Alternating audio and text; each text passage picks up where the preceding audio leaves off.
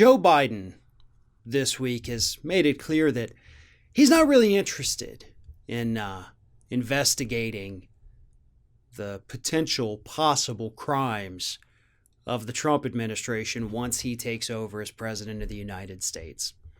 That's great, right? You know, let's look forward and not backwards. Sounds familiar, right? Let's look forward and not backwards. Where have we heard that?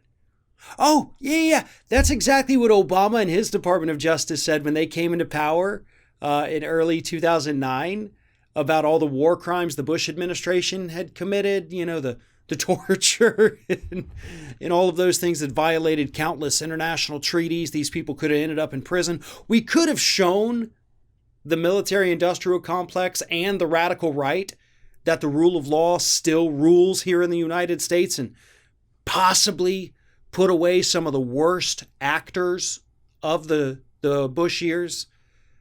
Instead, we decided not to, and they stayed in politics. Hell, some of them even got jobs with Trump. John Bolton was there for a while, pushing constantly for war with Iran. And then we find out earlier this week that even after Bolton left, Trump decided, hey, maybe we should do this. It was literally like after he had already criticized Bolton for that. And now Biden is going to make the same first mistake that Obama did back in 2009. And I say first mistake because that is one of the first mistakes Obama made when he took office. Obama was given a mandate when he was elected, and he won by margins much larger than what Joe Biden just won by.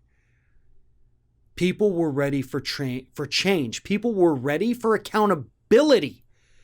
People were ready for criminals to be put behind bars, and not just the criminals of the Bush administration, the Wall Street criminals, the housing market criminals, the corporate polluting criminals. We all thought, because of what we were told during that campaign, this was going to be different. It turned out to be business as usual. And Biden, we already had low expectations. He wasn't promising us hope and change. He was promising us a return to normal. We just didn't realize how normal things would be. He's literally copying verbatim what Obama did. And here's the thing, and I've actually said this plenty of times, we don't necessarily know if what the things Trump did, or he's alleged to do, he did. So don't you think, like, if I'm a Republican and I think Trump is innocent, I'm out there begging Democrats, Joe Biden and whoever's going to run his DOJ, I'm going to be begging them to finish those investigations just to clear his name. And if you think I'm kidding, well, I know Republicans wouldn't do that because they're not that bright, but when the Republicans announced their investigations into Joe and Hunter Biden, I supported it. And I supported it for that reason, because we knew there was nothing there. So they did their investigations, and guess what it turned up? Nothing. It turned up so little that Republicans in the Senate released the results of their investigation at about 5 a.m. on a random Wednesday morning. Like, that's how bad it was. They didn't even do a primetime release, a midday release. It's 5 a.m. and just go ahead and put this information out there so nobody sees it that we messed up and there's no crimes. Okay, great. If Republicans thought Trump was innocent, they would be saying the same things, like, do the investigations, let's go. And on the left, everybody should be saying, do the investigations because we're pretty damn sure that this man has broken the law somewhere. In fact, we know according to the Mueller report, he did break the law at least 10 different times with obstruction of justice. Obstruction of justice charges alone could handle at least a dozen, if not more, in various other instances not related to the Mueller report, charges. So why just let it go? I have a theory. And here is what that theory is.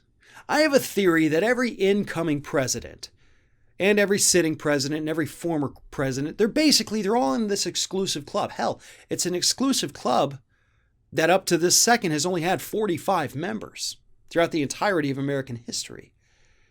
And there's certain agreements amongst the club, even if you hate one another. And that is, you don't go after the guy before you. Because if you do, you're going to start setting the precedent that the guy that comes after you or the woman that comes after you might go after you. So you got to play it cool. You can't go after them for this because everybody's going to end up doing a couple things here and there that are going to be not quite on the level. And you don't want future presidents digging up that dirt on you and going after you, so you don't go after them, and in the future, they don't go after you.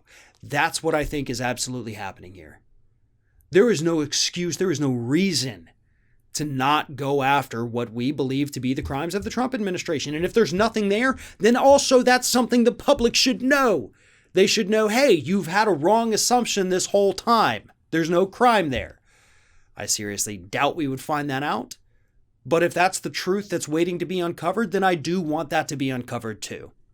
But the fact is, before you even come into office saying, I'm not going to do this, that never, ever, ever turns out well for the incoming administration.